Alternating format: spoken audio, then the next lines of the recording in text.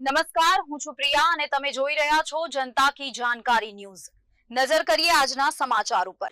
અમદાવાદના સાતેજ વડસર રોડ પર આવેલી હાઈટેક ઇલાસ્ટોમર્સ લિમિટેડ કંપનીમાં વહેલી સવારે અચાનક ભીષણ આગ લાગતા વિસ્તારમાં ભારે અફરાતફરીનો માહોલ સર્જાયો હતો। સવારે સ્થાનિક લોકોએ કંપનીમાંથી ધુમાડાના મોટા ગોટે ઉડતા જોયા બાદ ઘટનાની જાણ ફાયર વિભાગને કરવામાં આવી હતી। કંપનીની અંદર રહેલા જ્વલનશીલ મટીરીયલના કારણે આગ ઝડપથી ફેલાઈ ગઈ હતી અને થોડી જ વારમાં વિકરાળ સ્વરૂપ ધારણ કર્યું હતું। આગની ગંભીરતા ધ્યાનમાં લઈ ફાયર બ્રિગેડની અનેક ટીમો તાત્કાલિક ઘટના સ્થળે પહોંચી હતી। ફાયર ફાઇટરોએ પાણીનો સતત મારો ચલાવી ભારે જહેમત બાદ આગ પર કાબૂ મેળવ્યો હતો।